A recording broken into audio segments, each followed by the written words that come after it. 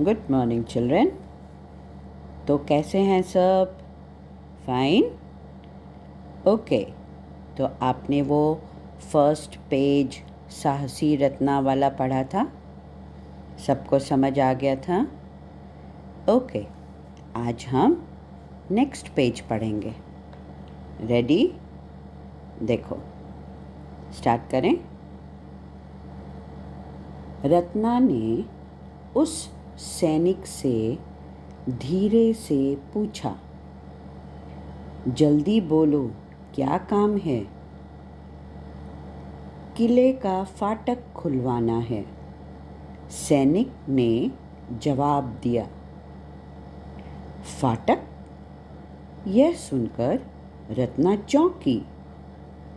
उसने शत्रु सैनिक से कहा, फाटक तो खुलवा सकती हूँ, पर इससे मेरा क्या फ़ायदा होगा? सैनिक ने उसे मोहरों से भरी थैली थमा दी और कहा, आज रात के 12 बजे तुम किले का फाटक खुलवा देना।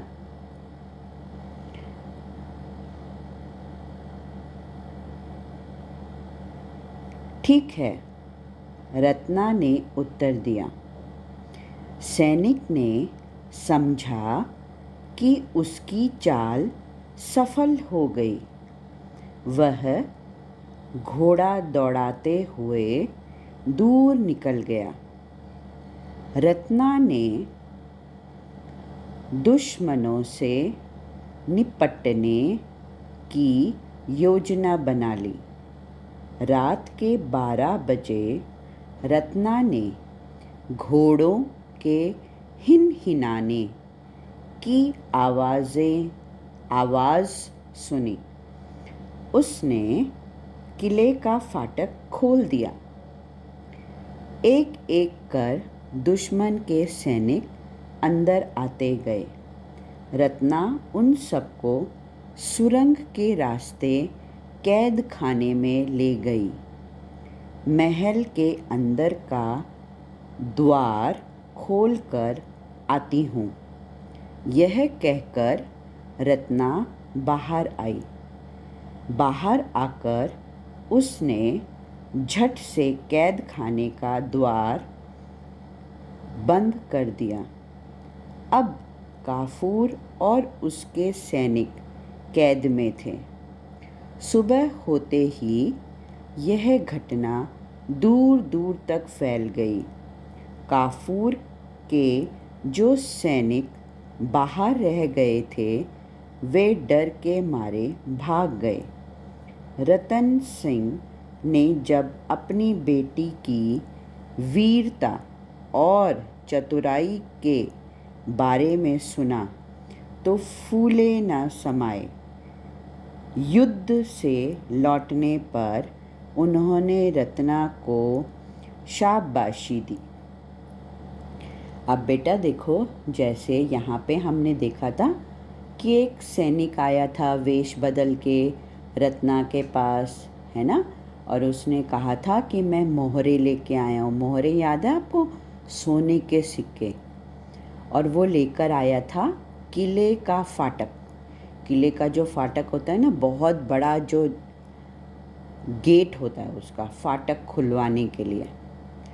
और वो सैनिक ने बोला कि तुम फाटक खोल देना और हम आ जाएंगे।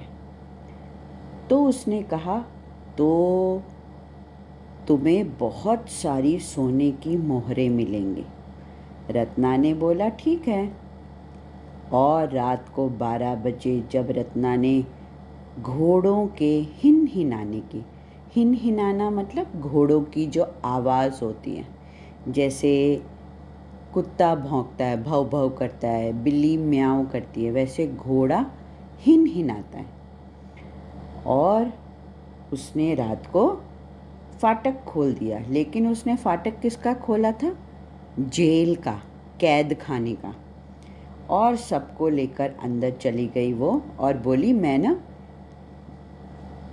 बाहर सुरंग, जो टनल होती है सुरंग, उसका द्वार खोल के आती हूँ। द्वार मतलब दरवाज़ा।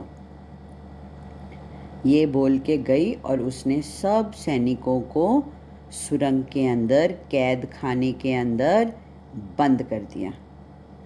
तो जब सबको पता चला रत्ना के बारे में, सब बड़े खुश हो गए।